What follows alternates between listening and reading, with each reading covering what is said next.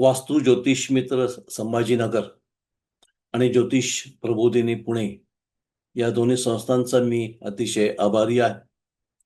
त्यांच्यामुळे आज मी बाप्पाच्या सहवासामध्ये राहणार आहे.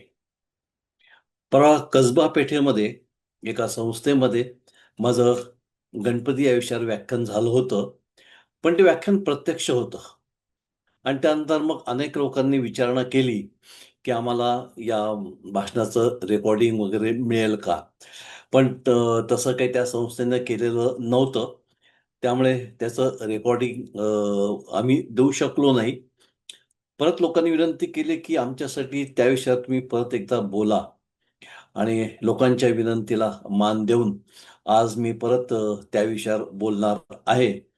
अर्थात त्या दिवशी माझ्यासमोर असलेले प्रेक्षक, श्रोते वेगळे होते आणि आज या दोन संस्थांचे सदस्य हे वेगळे आहेत.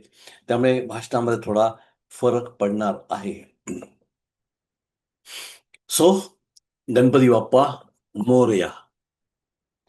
संपूर्ण भारतात आणि विशेषतः महाराष्ट्रात गणपती माहीत नाही असा माणूस सापडणं केवळ अशक्य आहे. गणपती बाप्पा ही सर्वांची आवडती देवता आहे. मराठी माणूस बाप्पावर भरभरून प्रेम करतो. कारण त्याला माहीत आहे बाप्पा त्याला सुख, यश, कीर्ती, आरोग्य सगळं काही अगदी मुक्त हस्ते देणार आहे. मुळात बाप्पा सुख करताय आणि त्याच्या उपासनेने आपल्या सर्व मनोकामना पूर्ण होतात. त्याचबरोबर तो विघ्नहर्ता आहे, संकट निवारक आहे आणि त्याच्यामुळे आपल्यावर आलेली संकट, प्रश्न, चिंता, अडचणी या नष्ट होत असतात. सुखकर्ता आहे, दुःखहर्ता आहे, त्याचबरोबर तो बुद्धिदाता देखील आहे. त्याच्या उपासनेमुळे बुद्धी तीव्र होते. लवकरच गणपती उत्सव येत आहे. गणपती उत्सव म्हणजे मंतरलेले 10 दिवस. अनेक मंडळाचे गणपती, त्यांची मंदिरं या 10 दिवसामध्ये भक्तांनी अगदी ओसंडून वाहणार आहेत. प्रचंड गर्दी तिथे होणार आहे.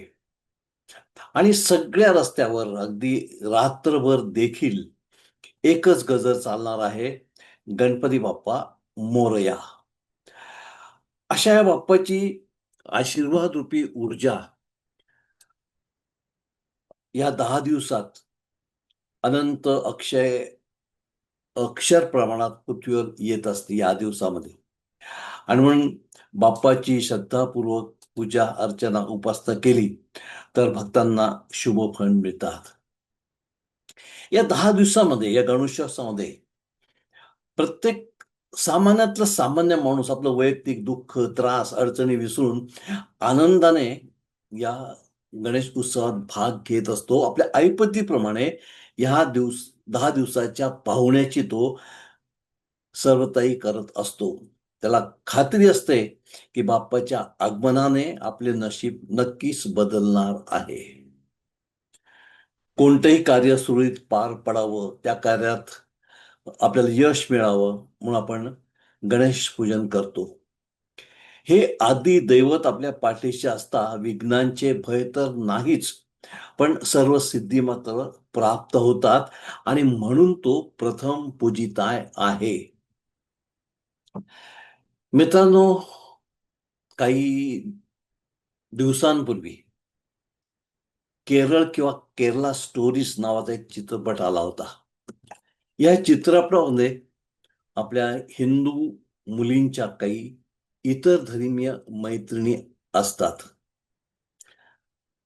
आणि त्या मुली ते आपल्या धर्माबद्दल, देवाबद्दल, आपल्या चालीरीतींबद्दल नाना प्रश्न विचारत असतात आणि त्या इतर धर्मियांच्या या प्रश्नांसमोर तिला निरुत्तर व्हावं लागतं. कारण ती त्यांच्याशी वादविवाद घालू शकत नाही आणि हळूहळू ते ब्रेन वॉशिंग कामाला येतं आणि आपली ही हिंदू मुलगी धर्म परिवर्तन करते आणि तिथून तिची शोकांतिका पर्वत सगळी सुरू होते. जनावरासारखं आयुष्य तिला जगावं लागतं. ती कशी तरी आपली स्वतःची सुटका करून घेते. आपल्या घरी येते, आई-वडिलांकडे येते आणि आई-वडिलांना ती सांगते, की तुम्ही मला लहानपणापासूनच आपल्या धर्माची, देवांची, चालीरीतींची माहिती दिली असती, तर त्या लोकांसमोर मला निरुत्तर व्हावं लागलं नसतं. त्यांच्याशी मी चांगला वादविवाद करू शकले असते. पण ते न झाल्यामुळे मला त्यांनी सांगितलेलं खरं वाटू लागलं आणि नंतर पुढे माझ्या जीवनाची शोकांतिका झाली. पण इथून पुढं तरी पुढच्या पिढीला आपला धर्म नीट समजावून सांगा. आपल्या राष्ट्रीय स्वयंसेवक संघाचे सर्व माननीय मोहन भागवतजी यांनी देखील अलीकडेच हे सांगितलंय, की पाठ्यपुस्तकामध्ये आपले देव, आपल्या चालीरीती यांच्याबद्दल माहिती असली पाहिजे. केरला स्टोरीज मधली ती काल्पनिक नायिका किंवा मोहन भागवतांचं अलीकडचं वक्तव्य, हे सर्व मी 10 वर्षापूर्वी माझ्या पुस्तकामध्ये मांडलं होतं, की आपल्या देवतांची, त्यांच्या स्वरूपाची आपल्याला व्यवस्थित माहिती पाहिजे. अर्थात त्या पुस्तकाच्या अनेक प्रती निघाल्या. परधर्मीयांना आणि विशेषतः आपल्या धर्मातील तथाकथित शिक्षित बुद्धिवंतांना आपल्या हिंदू धर्मातील देवता, रीतिरिवाज इत्यादी गोष्टी, तत्व, व्यवहार वास्तवाच्या निकषावर फार विचित्र, अशक्यप्राय, अतार्किक, असंमोनीय हास्यास्पद वाटतात. काय म्हणालो मी? परधर्मीयांना आणि विशेषतः आपल्या तथाकथित शिक्षित बुद्धिवाद्यांना आपल्या हिंदू धर्मातील देवता, रीतिरिवाज या गोष्टी, तत्व, व्यवहार वास्तवाच्या निकषावर फार विचित्र, अशक्यप्राय, अतार्किक, असंभवनीय, हास्यास्पद वाटतात. त्यामागील दार्शनिक विचार, गूढ अर्थ, मर्म, तर्कांचा त्यांना योग्य उलगडा होत नाही आणि तो उलगडा न झाल्यामुळे अ, आपल्या धर्मातील गोष्टी त्यांना समजत नाही, पटत नाही. त्यामुळे ते आपल्या धार्मिक रूढी, चालीरीती मानत नाही. आपल्या धर्माची हेटाळणी करतात, टवाळी करतात आणि त्यासंबंधी अडचणीत आणणारे प्रश्न विचारतात. आपल्या धर्मावर प्रश्न, टीका, आक्षेप घेतात. या विषयाच्या खोलात जाताना आपण आज आपल्या 33 कोटी देवांपैकी फक्त गणपती बाप्पाचा विचार करणार आहोत. आपल्या सर्वांना माहिती आहे, की बाप्पाचा जन्म पार्वती मातेच्या अंगच्या मळातून झाला. पण मग प्रश्न असा पडतो, की पार्वती माता तर जगन्माता आहे, सुचिरभूत आहे, मांगल्यमय आहे. त्यातून ती बर्फामध्ये, हिमालयात, कैलास पर्वतावर राहते. तिच्या अंगाला मळ येईलच कसा? पार्वती माता स्नानासाठी गेल्यात. त्यांनी त्या बाळाला बाहेर उभं केलेलं आहे. सर्व ब्रह्मांडाचे ज्ञान असलेल्या महादेवाला तो लहान मुलगा, ते लहान बालक काय आहे हे समजलं नाही. सगळ्या जगाला ओम शांती शांती शांती देणारे महादेव त्या लहान मुलाशी लहान मुलासारखं भांडतात. चक्क त्याचा शिरच्छेद करतात. शिवाय ज्या महादेवाला काहीही करणं शक्य होतं, त्या महादेवाला शिरच्छेद झालेल्या बालकाचं शिर परत बसवणं अशक्य होतं का? हत्तीचं पिल्लू कितीही लहान असलं तरी एका लहान बालकाच्या शरीरावर चक्क हत्तीचं शिर कसं काय बसलं असेल?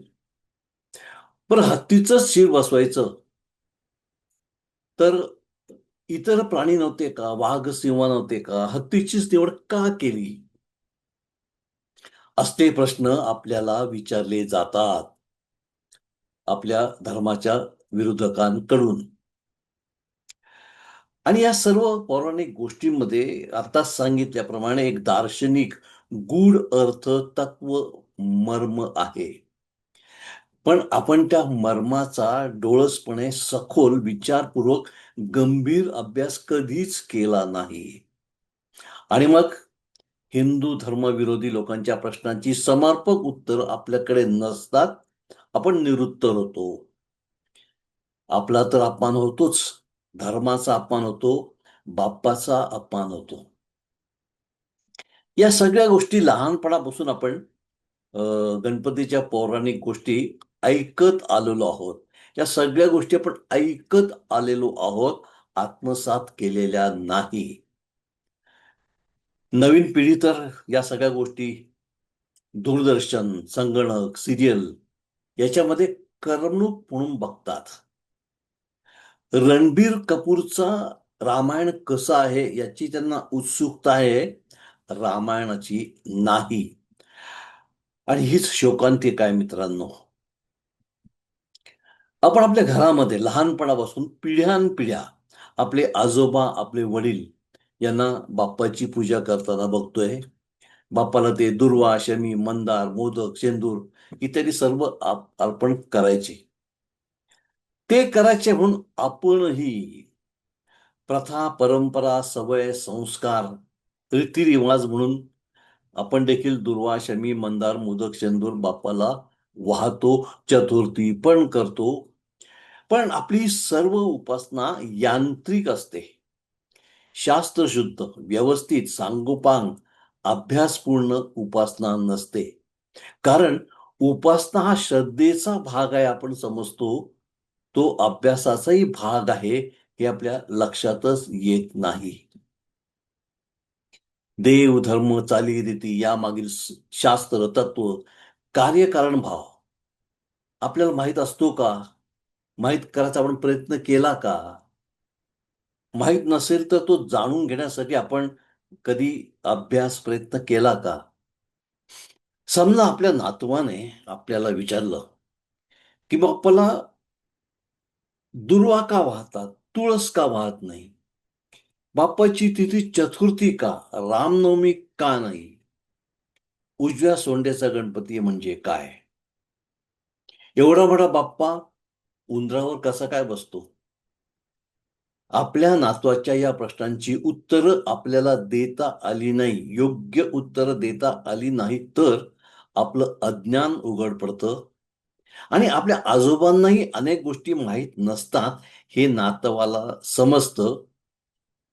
हे नातवाला आपलं अज्ञान समजणं हा आपला तर अपमान आहेच, धर्माचा, बाप्पाचा देखील अपमान आहे, हे लक्षात घ्या. अर्थात बाप्पा संबंधीचे हे सर्व ज्ञान भांडार मुद्गल पुराणामध्ये आहे. ज्यांनी मुद्गल पुराण वाचलं आहे, त्यांच्याकडे या सगळ्यांची, या प्रश्नांची उत्तरं असतात. परंतु एकूण गणपती भक्तांमध्ये मुद्गल पुराण पाहिलेले, वाचलेले, जाणणारे किती असतात?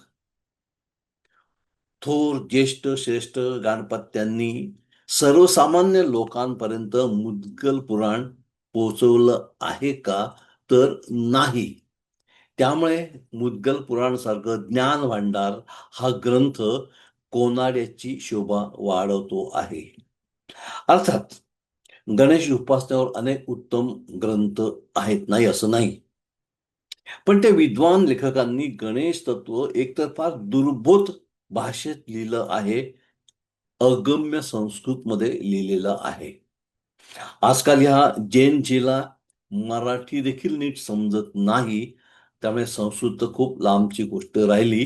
त्यामुळे सर्वसामान्य माणूस, तरुण वर्ग या पुस्तकांपासून, ग्रंथांपासून चार हात लांब राहतो. खरं तर गणेश उपासना मार्गदर्शन साध्या सोप्या भाषेत लहान लहान मुलांपर्यंत, सर्वसामान्य व्यक्तींपर्यंत, गणेश मंडळातील सगळ्यात कनिष्ठ कार्यकर्त्यापर्यंत पोहोचलं पाहिजे. त्या सर्वांना समजलं पाहिजे की गणपती म्हणजे काय. आणि यासाठी मी 10 वर्षापूर्वी गणपतीवर एक छोटंसं पुस्तक लिहिलं होतं. मी गणपतीवर बोलतो देखील. त्यासाठी आज मी तुमच्या समोर उभा आहे. अर्थात आता आपण जी प्रश्न पाहिले त्या प्रश्नांची उत्तरं दाम्पत्य म्हणा, पुरोहित म्हणा, गुरुजी लोकांकडे 99% लोकांकडे याची उत्तरं असतात. पण क्वचित काही लोकांना या प्रश्नांची उत्तर नसतील, विशेषतः ते जर पुरोहित असतील, गुरुजी असतील तर त्यांनी ह्या गणपती उपासनेचा नीट अभ्यास केला पाहिजे. होतं काय आता गणपती उत्सव आला आहे. अनेक ठिकाणी तुम्ही हे गुरुजी लोकं, पुरोहित लोकं सेवेसाठी जाणार, पूजेसाठी जाणार.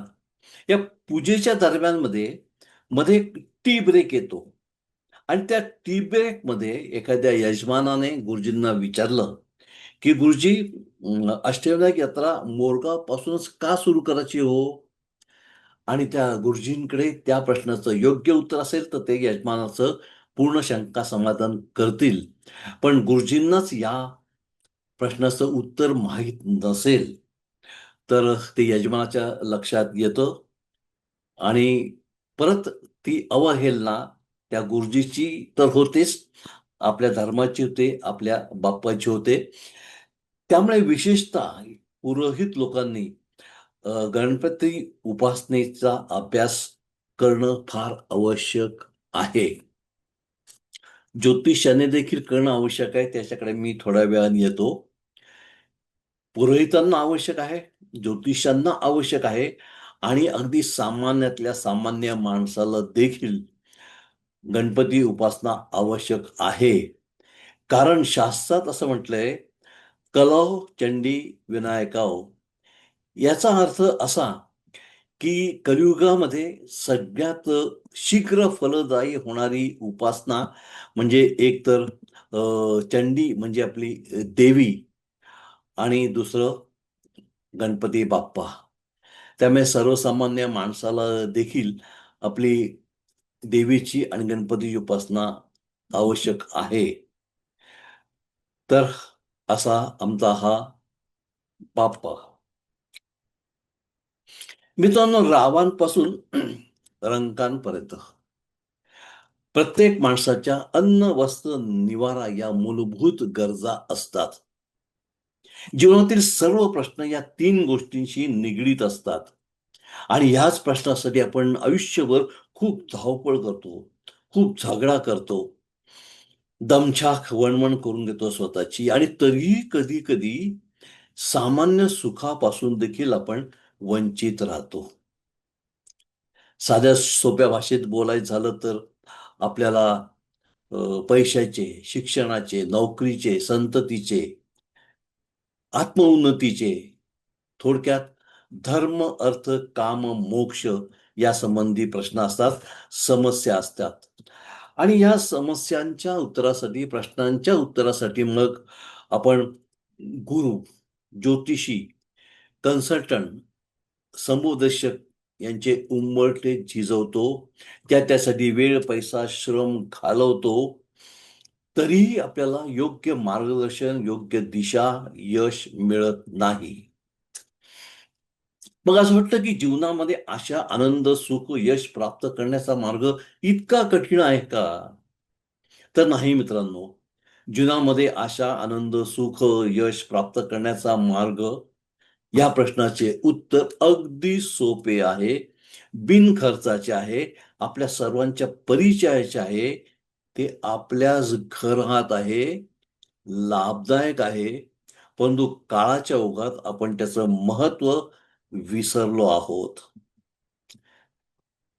तो सर्व सुखाचा मार्ग म्हणजे त्रिलोकगामी देवर्षी नारदांनी नारद पुराणात रचलेलं संकष्टनाशक नाम श्री गणेश स्तोत्र किंवा प्रणम्य शिरसा देवम. प्रणम्य शिरसा देवम गौरीपुत्रम विनायकम हे गणपती स्तोत्र आपण लहानपणापासून ऐकतोय, घोकतोय. आपण आरती म्हणा, स्तोत्र म्हणा, घोकत असतो. मनन चिंतन करत नाही. आणि आपण घोकतो, मनन चिंतन करत नाही म्हणून हे स्तोत्र किती प्रभावशाली आहे याचा आपल्याला अंदाज येत नाही. आणि त्यामुळे या बहुगुणी बहुमोल स्तोत्राची म्हणावी तशी दखल घेतली जात नाही. अति परिचयांती अवज्ञा अशी या स्तोत्राची अवस्था झालेली आहे. आणि मुळात हे स्तोत्र सर्वसामान्य मानवी संकटाच्या परिहारासाठी रचलेलंच नाहीये. त्याची उत्पत्ती एका फार मोठ्या कारणासाठी झाली आहे. वेळेअभावी मी फार डिटेलमध्ये पौराणिक कथा सांगणार नाही. भगवान शंकर त्रिपुरासूर भोलेनाथ नेहमीप्रमाणे सगळ्यांना त्यांना पाहिजे तो वर देतात. या त्रिपुरासुराला देखील महादेवांनी आशीर्वाद दिला आणि महादेवाच्या या आशीर्वादाचा या असुराने दुरुपयोग सुरू केला. तो मनोन्मत्त झाला, देवांनाही त्रास देऊ लागला, देवांनाही जगणं मुश्किल झालं. मग या त्रिपुरासुरापासून देवांचं रक्षण व्हावं, भगवान शंकराने त्याचा वध करून देवांना संकटमुक्त करावं, अशी विनवणी सर्व देवांनी महादेवाकडे केली. आणि त्याप्रमाणे महादेव त्रिपुरासुराचं पारिपत्य करण्यासाठी गेले. पण प्रत्यक्ष युद्धामध्ये, लढाईमध्ये तो त्रिपुरासूर महादेवाला पण आवरला गेला नाही. त्याच्या ताकदीपुढे महादेव पण निष्प्रभ झाले. अनेकदा महादेवाला गुहेमध्ये लपून राहावं लागलं. शंकराचीच ही अवस्था पाहून सर्व देव निराश झाले, हताश झाले. तेव्हा त्रिलोकगामी महर्षी नारद आले आणि त्यांनी सर्व देवांना, महादेवाला देखील बाप्पाची उपासना प्रणम्य शीर्षा या अष्टश्लोकात्मक श्रोताने करायला सांगितली. शंकराला बाप्पाची उपासना करायला सांगितली, बापाला मुलाची उपासना करायला सांगितली. त्याप्रमाणे महादेवासहित सर्व देवांनी ह्या प्रणम्य शीर्षा देवम या स्तोत्राची मनोभावे तीव्र उपासना केली. अर्थात त्यांच्या उपासनेवर बाप्पा प्रसन्न झाला. त्याने महादेवाला एक विशेष बळ, विशेष शक्ती दिली आणि त्या शक्तीमुळे नंतर शंकराने त्रिपुरासुराचा वध केला. बाप्पाच्या उपासनेसाठी अनेक प्रकारचे व्रत, स्तोत्र, आरत्या, पूजा पाठ आहेत.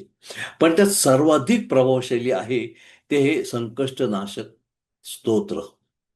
विशेष म्हणजे हे स्तोत्र शंकराने सिद्ध केले आहे. आणि हे स्तोत्र शंकराने जिथे सिद्ध केले ते स्थान पुण्यापासून हाकेच्या अंतरावर आहे, रांजणगाव.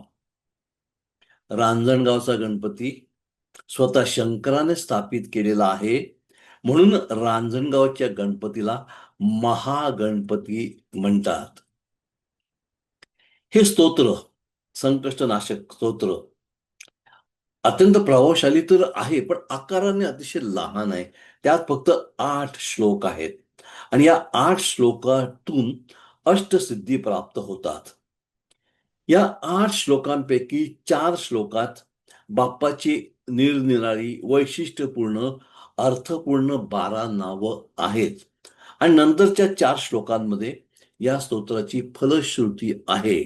आपली आणखीन एक सवय, कोणत्याही स्तोत्राची आपण फलश्रुती कधीच गंभीरपणे घेत नाही. असो,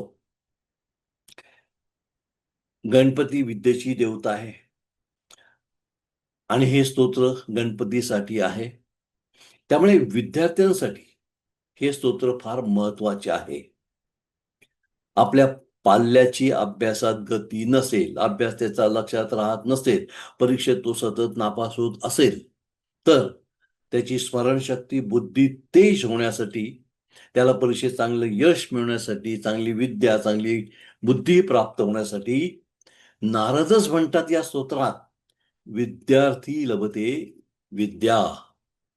अर्थात विद्या फक्त विद्यार्थ्यांनाच आवश्यक आहे अशातली गोष्ट नाही. जीवनात यशस्वी व्हायचं असेल तर सर्वत्र चांगली बुद्धी, चांगली अक्कल, ज्ञान हवेच. विद्यार्थ्यांबरोबर जे बौद्धिक कामं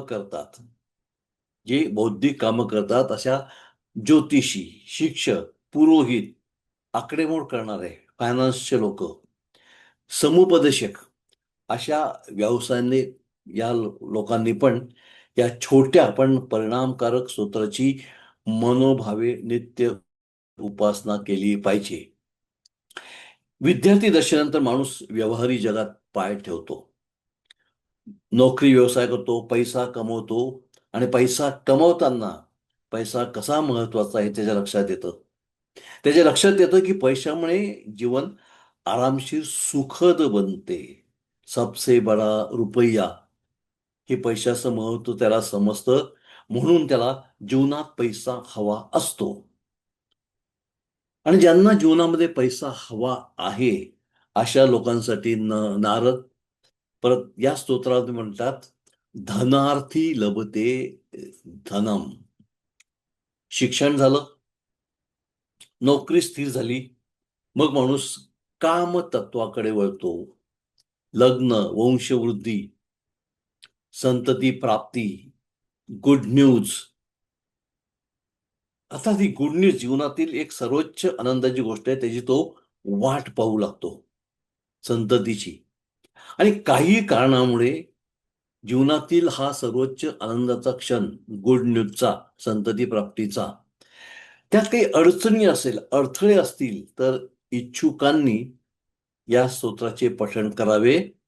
कारण नारद परत म्हणतात, पुत्रार्थी लभते पुत्रम. मित्रांनो, भारतीय योगशास्त्रानुसार शरीरामध्ये षडचक्र आहेत.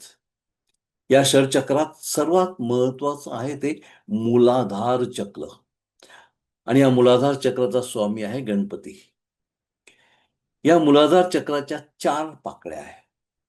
त्यांची बीजाक्षर आहेत वम, शम, शम, सम. त्यापैकी वम आणि शम बीजावर या स्तोत्रामध्ये आहेत. संकष्टनाशक स्तोत्राच्या जपामुळे प्रजनन ग्रंथी शुद्ध आणि बलवान होतात. संतती झाली, संसार मूलबाळ झालं, पोट भरलं. पोट भरल्यानंतर आठवतो, पोटोबा झाल्यानंतर विठोबा, म्हणजेच अध्यात्म, मोक्ष मार्गावर डोळे खुणावू लागतात. मोक्ष मार्गावर जायचं असेल, अग्रसर व्हायचं असेल, तरी देखील या शास्त्राची, या स्तोत्राची उपासना आवश्यक आहे.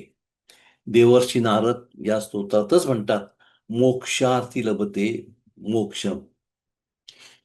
तर या स्तोत्राची महती एवढी मोठी आहे की कोणतंही संकट असो, हे स्तोत्र पठण केल्याने सर्व संकट नष्ट होतात.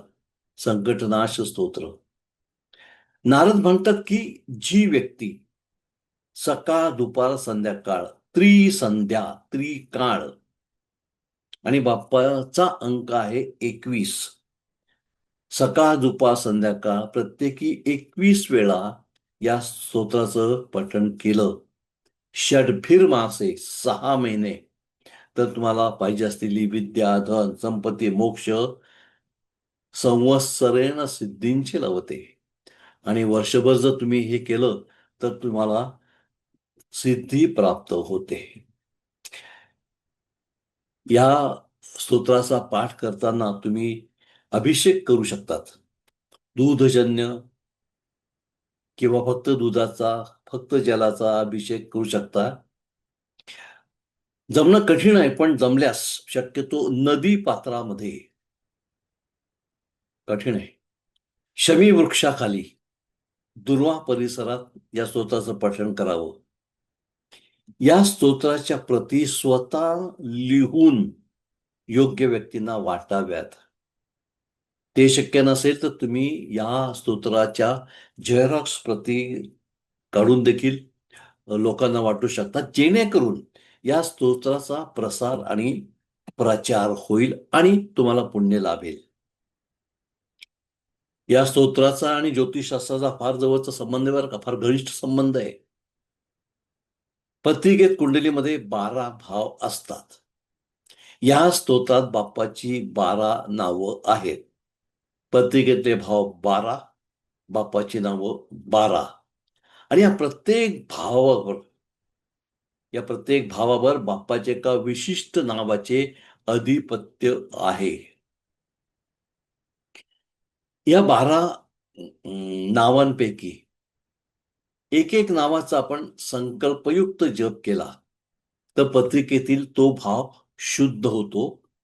एक एक भाव शुद्ध करत गेल्यास सर्व पत्रिका बलवान होते आणि गजाननाच्या 12 नावांनी पत्रिकेतील 12ही स्थानं बलवान झाली की कुंडलीची गरजच राहत नाही. पण त्यासाठी गरज आहे सांगितलेली उपासना सांगितलेल्या पद्धतीने करणं, बाप्पाला 100% शरण जाणं आणि उपासना मनोभावे करणं. आपण सर्व ज्योतिषात आपण जाणतात की प्रथम स्थानाहून आपण काय बघतो त्याला तनुस्थान म्हणतात. त्यामुळे तनुस्थानासंबंधी काही आपला प्रश्न असेल, आरोग्याचा प्रश्न असेल, रोगप्रतिकार शक्तीचा प्रश्न असेल आणि ह्या स्तोत्रामधलं पहिलंच नाव आहे प्रथमं वक्रतुंडम च. त्यामुळे शारीरिक काही प्रश्न असतील तर तुम्ही वक्रतुंड ओम वक्रतुंडाय नमः वक्रतुंडाय हुम असा जप केला तर तुमच्या शारीरिक व्याधी प्रश्न सुटू शकतात. तीच गोष्ट प्रत्येक भावासंबंधी अर्थात त्यासाठी प्रत्येक भावाहून आपण काय काय बघतो ते माहीत पाहिजे आणि ह्या 12 नावांची माहिती पाहिजे. पत्रिकेतील लग्न ते व्यय 1 ते 12 भावांवर बाप्पाच्या कोणत्या नावाचं आधिपत्य आहे, त्यासाठी कोणता जप करावा हे देखील शास्त्रामध्ये सांगितलेलं आहे. आणि ही नावं बाप्पाची रूपं ही नावं बाप्पाची रूपं कोणत्या स्थानाशी संबंधित आहेत. स्थान म्हणजे पत्रिकेतलं स्थान आणि स्थान म्हणजे भौगोलिक स्थान. हे स्वतः श्री समर्थ रामदास स्वामींनी जे रामाचे दास होते त्यांनी गणपतीबद्दल हे संशोधन केलं, शोधून काढलं.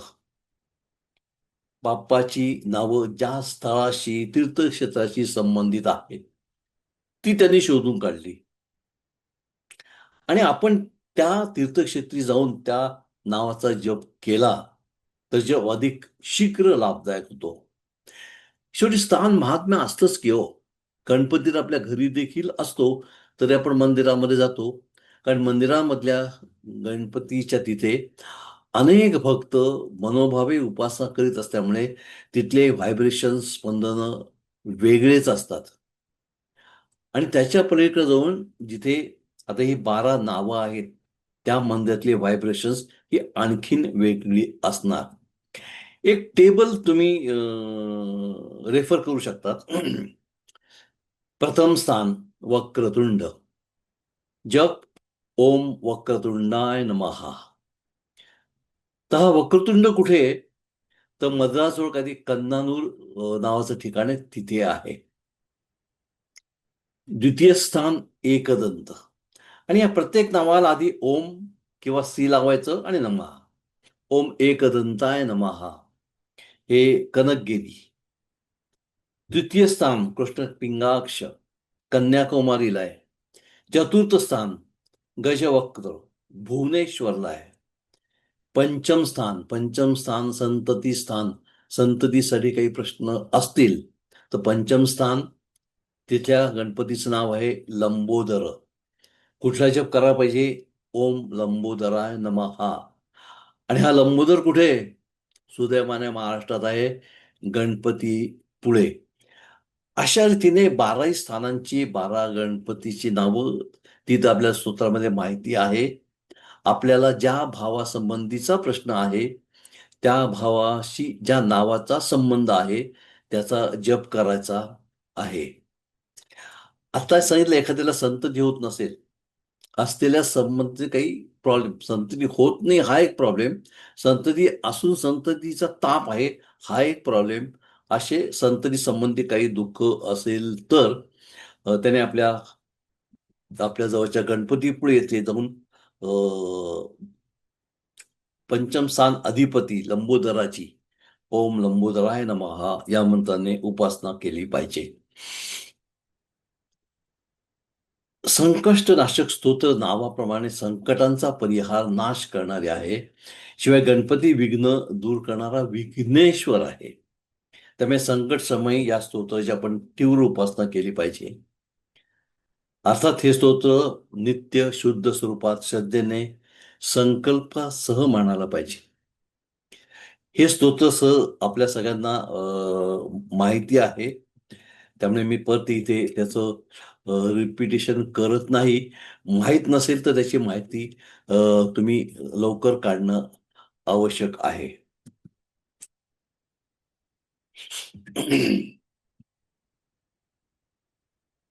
मित्रांनो, आता मी तुम्हाला एक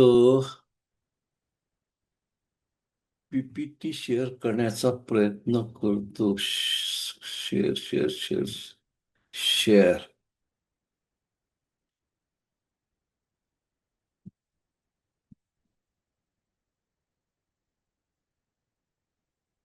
आय होप तुम्हाला दिसत असेल. सर्वसामान्य माणसाचा आणि गणपतीचा संबंध आहेच, पुरोहितांचा आहेच, ज्योतिषांचा आहेच, राजकारणाचा आणि मंगळाचा म्हणजे गणपतीचा फार जवळचा संबंध आहे.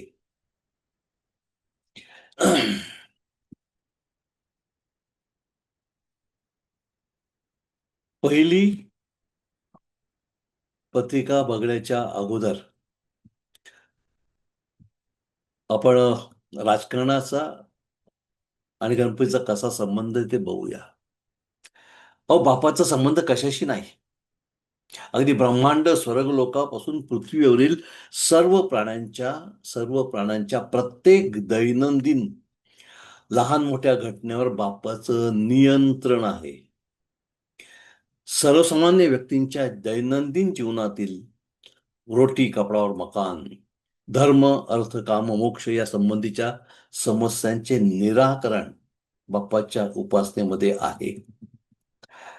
आपल्या म्हणजे सर्वसामान्य लोकांच्या जीवनाचा आणि बाप्पाचा जसा संबंध आहे, तसाच तो ज्योतिष शास्त्राशी, राजकारण, राजकारण्य व्यक्तीशी संबंधित आहे. राजकारणात धैर्य, साहस, महत्वाकांक्षा लागते आणि त्यासाठी मंगळ महत्वाचा असतो. आणि मंगळ म्हणजेच बाप्पा. ज्या राजकीय व्यक्तीने मैदान गाजवलं आहे, त्यांच्या पत्रिकेत मंगळ म्हणजे बाप्पाचा आशीर्वाद असतो. आणि ज्यांची राजकीय वाटचाल अडथळ्यांची झाली आहे, त्यांच्या पत्रिकेत मंगळ अशुभ बलहीन असतो. राजकीय प्रगतीसाठी या बलहीन मंगळाला बलवान करण्यासाठी बाप्पाची जास्तीत जास्त तीव्र उपासना करणं आवश्यक आहे. राजकारणात यशस्वी व्हायचं असेल तर शारीरिक, मानसिक, आर्थिक, भौतिक ताकद लागते. श्री गणपती अथर्वशीर्षात बाप्पाचे वर्णन त्वम शक्ती त्रयात्मका असं केलेलं आहे. इच्छा, क्रिया, ज्ञान या तिन्ही शक्तींची अधिष्ठाता आहे बाप्पा. लोकांचा पाठिंबा, जनमत, लोकमत असल्याशिवाय राजकारणात यश मिळत नाही. लोकसमूह समाजाला आपल्याकडे वळवायचा असेल तर बाप्पाचा आशीर्वाद हवा. कारण तो गणपती आहे. गण म्हणजे समूह, गण म्हणजे समूह आणि पती म्हणजे त्याचा नेता, नायक. तो विनायक पण आहे. आणि ह्याच विषयाचा अभ्यास करण्यासाठी आता आपण काही कुंडल्या बघणार आहोत. पहिली कुंडली काँग्रेस पक्षातील महत्वाची व्यक्ती सोनिया गांधी यांची.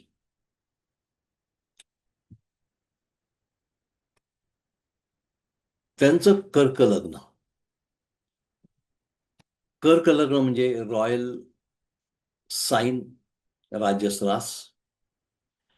आणि कर्क लग्नाला मंगळ हा पंचमेश आणि दशमेश एका केंद्राचा एका कोणाचा मालक होतो, राजयोगकारक होतो. राजयोगकारक होतो म्हणजे कर्क लग्नाला जुन्या भाषेमध्ये गाडी, घोडा, बंगला, अधिकार सगळं काही देणारा हा राजयोगकारक मंगळ आहे. त्यामुळे ह्या लोकांच्या पत्रिकेमध्ये कर्क लग्नाच्या पत्रिकेमध्ये, इथे सोनिया गांधींच्या पत्रिकेमध्ये हा मंगळ बलवान असणं आवश्यक आहे, तर राजकारणात यश मिळतं. आणि जर तो मंगळ बलवान नसेल तर या लोकांनी बाप्पाची तीव्र उपासना करणं आवश्यक आहे. सोनिया गांधीच्या पत्रिकेमध्ये हा राजयोगकारक मंगळ अष्टमामध्ये गेलेला आहे. आणि पंचम स्थान, जे आपण कोण स्थान म्हणतो, तिथे बुध, केतू, रवी आहे. मंगळाचा डिस्पोजिटर गुरु हा शत्रूच्या राशीत शत्रू बरोबर आहे. त्यामुळे त्यांना अपेक्षित असं यश मिळाले नाही. राजकारणातील यश, राज्यकर्ते पण पत्रिकेतील दशम स्थान आणि दशमेशाच्या सुस्थितीवर अवलंबून असतं. सोनिया गांधींच्या दशम स्थानात मंगळाची मेष रास आहे, त्यामुळे त्यांना किंवा अशा जातकांना राजकारणात यश पाहिजे असेल तर, शासक व्हायचं असेल तर, त्यांनी दशमेश मंगळाची आणि मंगळ म्हणजेच बाप्पाची उपासना करणं आवश्यक आहे. दशम स्थान शासक, गव्हर्नमेंट, ऑथॉरिटी. आणि हे ऑथॉरिटी ज्यांच्यामुळे मिळते ते कार्यकर्ते, अनुयायी, शिष्य, लोकप्रियता आपण पंचम स्थानावरून बघतो. आणि सोनियांच्या पत्रिकेत पंचम स्थानात मंगळाची वृश्चिक रास आणि सत्तेचा कारक ग्रह रवी, बुध, केतू आहे. त्यांचं पंचम स्थान लोकप्रियता, लोकमत मंगळाशी संबंधित असल्यामुळे त्यांनी योग्य वेळी जर मंगळाची उपासना केली असती तर राजकारणात अधिक प्रगती झाली असती. दुसरी पत्रिका मायावती यांची आहे.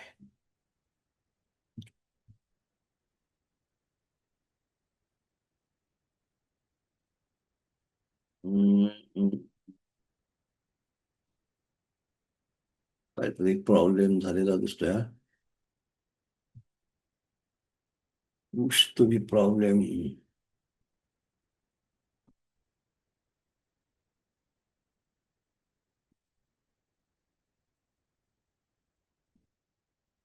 दुसरी पत्रिका मायावती यांची आहे. त्यांचं एक कर्कच लग्न आहे, त्यामुळे राजयोग कारक परत मंगळच आला. सत्तेचा कारक दशमेश मंगळ, तिथे मेष रास आहे.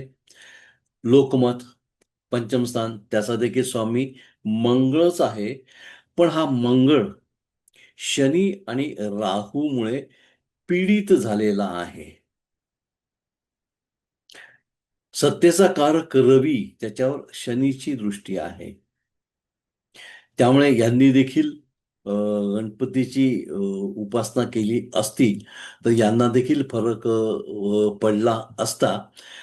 नाहीतर त्या म्हणतातच की हाती नाही गणेश आहे, वगैरे वगैरे. पुढची पत्रिका राहुल गांधी. मकर लग्न. लग्नेश नीच राशीमध्ये मांदीयुक्त आहे. व्ययश गुरुच्या दृष्टीमध्ये आहे. हे तर ठीक आहे. त्यांचा लाभेश सुखस्थानाचा स्वामी हा मंगळ आहे.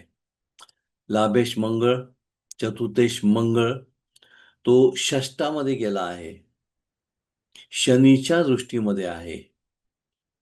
त्यामुळे यांची देखील पंतप्रधान होण्याची मनीषा जर त्यांनी उत्तम पद्धतीने गणेश उपासना केली नाही तर पंतप्रधान होण्याचं स्वप्न कितपत पूर्ण होईल, शंका आहे. तसंही माझ्या अष्टकवर्ग ज्योतिष पद्धत या पुस्तकामध्ये मी 2019 साली लिहून ठेवलेलं आहे की यांची पंतप्रधान होण्याची शक्यता अजिबात नाही. आणखी एक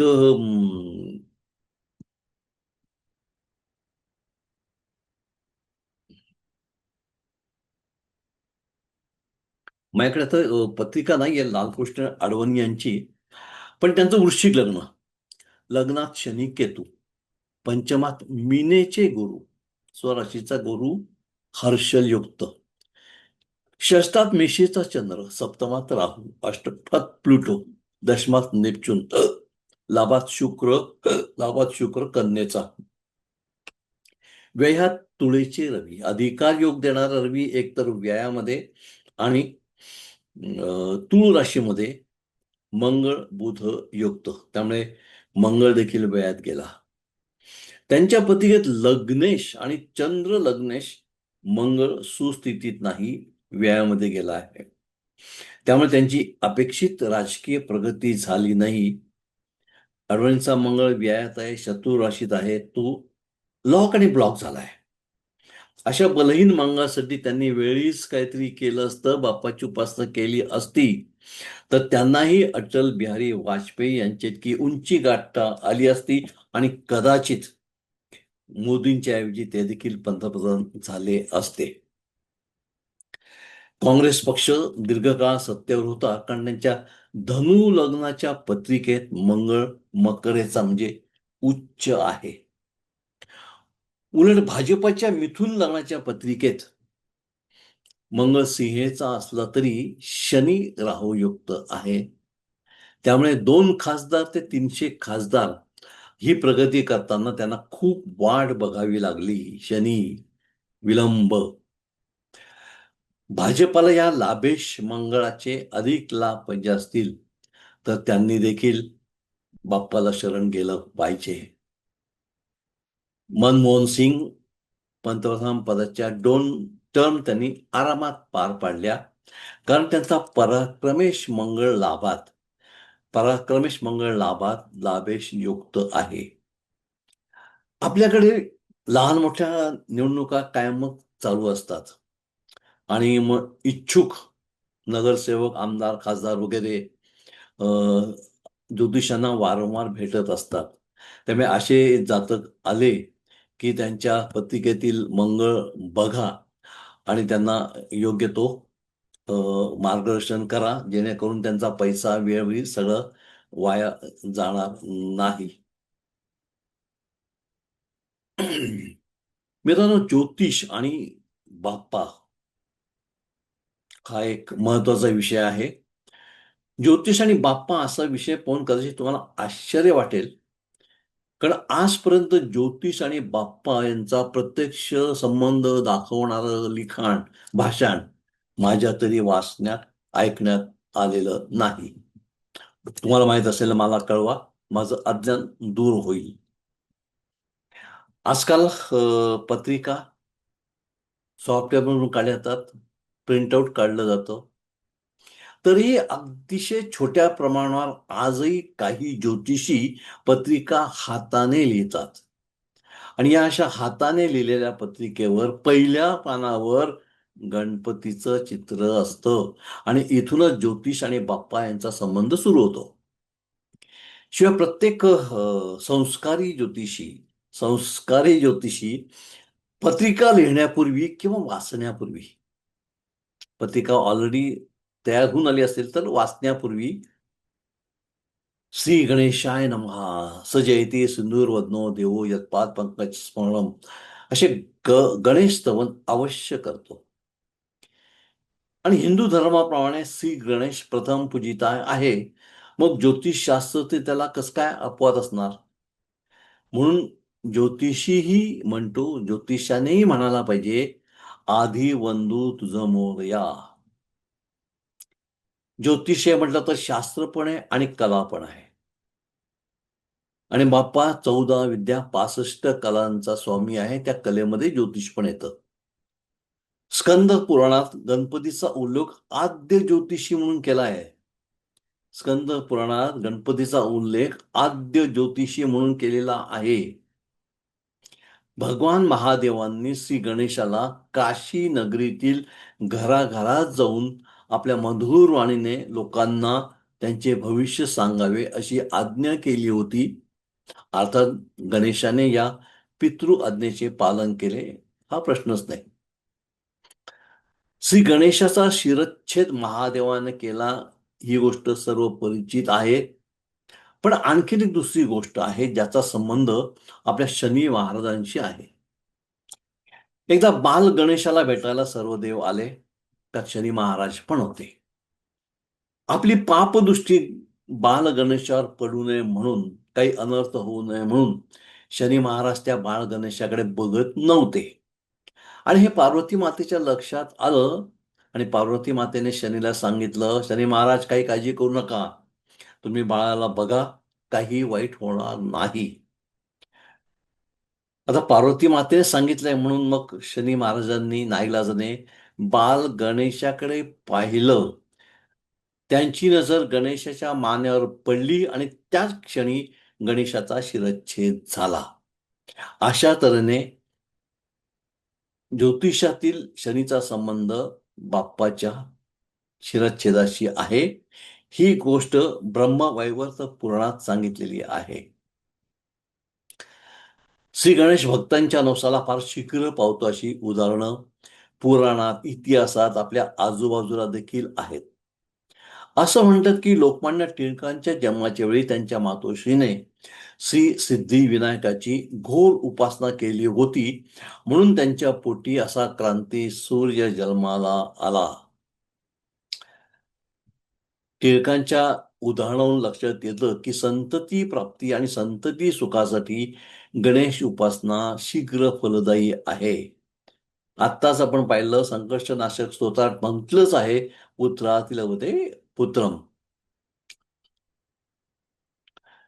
ज्योतिषाला भविष्यात घडणाऱ्या घटनांची आधीच जाणीव व्हावी, त्याने उच्चारलेले शब्द खरे व्हावे, त्याला वाचा सिद्धी असावी, त्याची ज्योतिषशास्त्रात प्रगती व्हावी म्हणून ज्योतिषाने अथर्वशीर्षाची 10 दिवसात सहस्त्र आवर्तन केली पाहिजे.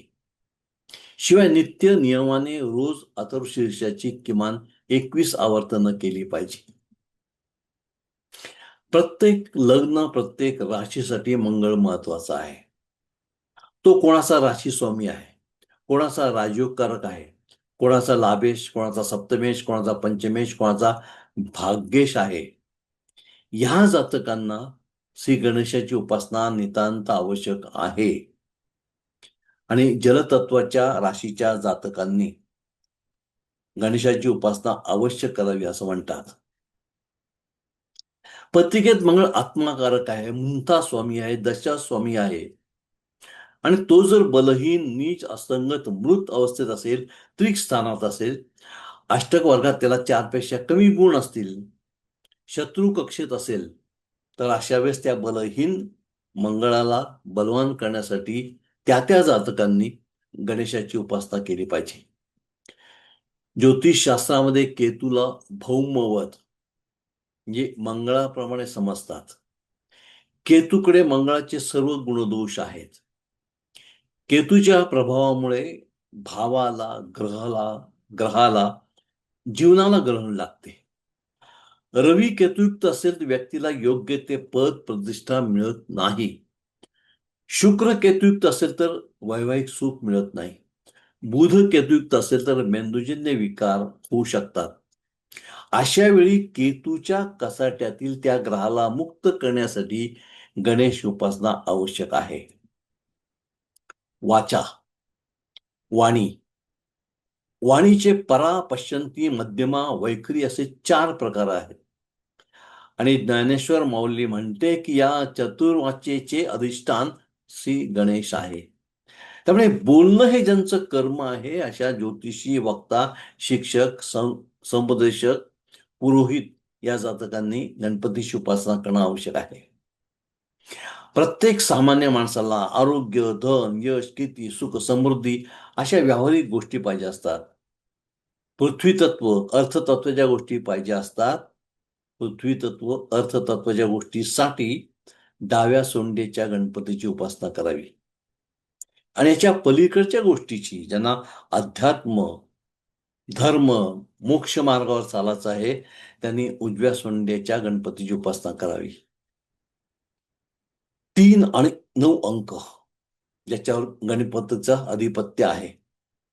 पत्रिकेत भाव 12, 2 आणि 1 3, ग्रह 12, 2 आणि 1 3, भाव 12, 12 म्हणजे 1 प्लस 2 3, बाप्पाला वाह्याच्या दुर्वा 21, 2 आणि 1 3, मोदक 21, प्रदक्षिणा 21, गणेश स्तोत्राची आवर्तन 21, एकूण नक्षत्र 27, 27 म्हणजे 2 अधिक 7 म्हणजे 9, ग्रह आहेत 9, 9 अंकाची मालकी अंकशास्त्राप्रमाणे मंगळाकडे आहे, म्हणजे बाप्पाकडे आहे. आणि आत्ताच आपण पाहिलं पत्रिकेतील 12 भावांचा आणि बाप्पाच्या 12 नावांचा संबंध आहे. मित्रांनो, चंद्र म्हणजे महादेव आणि मंगळ म्हणजे बाप्पा. म्हणून चंद्रमंगळ योगाला आपण कुलदीपक योग म्हणतो. काही कारणांमुळे हा असा कुलदीपक योग किंवा राजयोगकारक योग मंगळ दोष असल्यामुळे साध्य होत नसेल, तर मंगळ दोष परिहारार्थ गणेश कृपासाठी तुम्ही पोवळं धारण करू शकता, अष्टमुखी रुद्राक्ष धारण करू शकतात, लाल वस्तू, तांबे, मसूर डाळ, गूळ, जास्वंद, रक्तवर्ण या तुम्ही गोष्टी दान करू शकता. मित्रांनो, मी बराच वेळ बोलतोय, मला वाटतं आता थांबलं पाहिजे. थांबण्यापूर्वी एक गोष्ट सांगतो, मी काही फार मोठा गाणपत्य किंवा वक्ता नाहीये. मी बाप्पाचा एक वेडा वागळा भक्त आहे, सेवक आहे आणि त्यांची सेवा हे माझं प्रारब्ध आहे.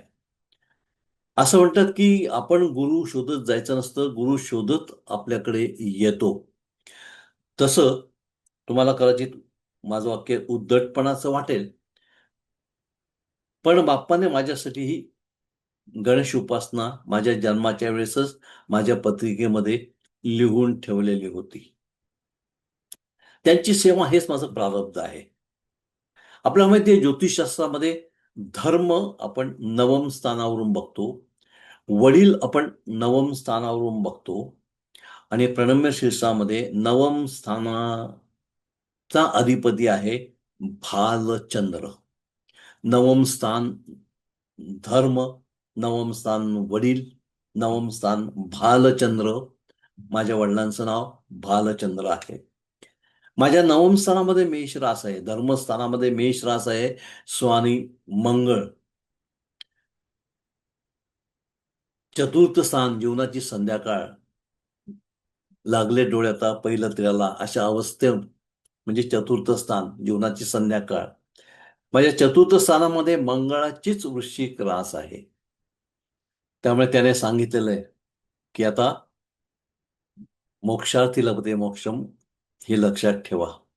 आणि माझा असा हा मंगळ हा मोक्ष त्रिकोणामध्ये आहे, साक्षात धर्माधिकारी गुरु बरोबर आहे. मी कुठलीही दीक्षा घेण्यासाठी खूप असे प्रयत्न केले नाही, परंतु योगायोगाने माझ्या नशिबाने डोंबिवलीच्या थोर गणपती परमपूज्य संध्याताई अमृते यांच्याकडनं मी गणपत्याची दीक्षा घेतलेली आहे. आजच्या भाषेमध्ये मी सर्टिफाईड गणपत्य आहे. पुरोहित आणि ज्योतिषी यांच्याबद्दल मी सांगताना आता सांगितलं की पुरोहिताला ज्योतिष आलं पाहिजे, गणपतीचं चांगलं त्याला ज्ञान पाहिजे. पुरोहित आणि ज्योतिषी हे बुद्धीचं काम करतात, वाचेचं काम करतात, दिवसभर बोलतात, मंत्र म्हणतात, कुठला तरी क्लास घेतात, कन्सल्टन्सी करतात. स्मरणशक्ती या दोघा लोकांना खूप प्रचंड लागते आणि बुद्धी वाचा स्मरणशक्तीचा कारक आहे गणपती बाप्पा. त्यामुळे पुरोहित आणि ज्योतिषी लोकांना गणपती उपासना आवश्यक आहे.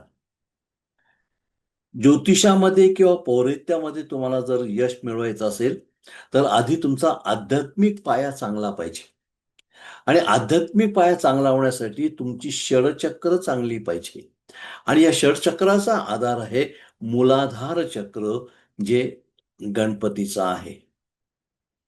त्यामुळे आपल्या ज्योतिष लोकांसाठी, आपल्या पुरोहित लोकांसाठी आणि सर्वसामान्य लोकांसाठी त्यांनी म्हटलंच पाहिजे, गणपती बाप्पा मोरया. आज माझ्या अल्पमतीप्रमाणे मला जे काय सांगणं शक्य झालं आहे ते मी आपल्यासमोर मांडायचा प्रयत्न केला आहे. त्यात कुठलाही मी थोर गणपती आहे असा आविर्भाव नाही. पण जे काय आपल्याला थोडंफार माहिती आहे ते लोकांपर्यंत पोचवावं ह्या एका साध्या सोध्या उद्देशाने आज मी तुमच्यासमोर आलो. आशा आहे मी जे काय बाप्पाबद्दल आज 4 शब्द बोललो ते तुम्हाला आवडले असतील आणि त्यातल्या काही तत्वांचा तुम्ही इथून अवलंब करणार आहात. गणपती उपासना किंवा कोणती उपासना हा केवळ श्रद्धेचा भाग नाहीये, तो एक अभ्यासाचा भाग आहे. आणि यापुढे आपण आपले धर्म, देवदेवता, चालीरीती यांचा जर गंभीर, सांगोपांग, खोलवर अभ्यास केला तर आपण विरोधकांच्या प्रश्नांना चांगल्या प्रकारे उत्तर देऊ शकतो, जेणेकरून आपल्या धर्माचा अपमान होणार नाही. मित्रांनो, आपल्या धर्माचा अपमान होऊ नये म्हणून तुम्हाला प्रार्थना करतोय. आपल्या धर्माचा चांगला अभ्यास करा. ह्या विनंतीबरोबर इथेच थांबतो. धन्यवाद.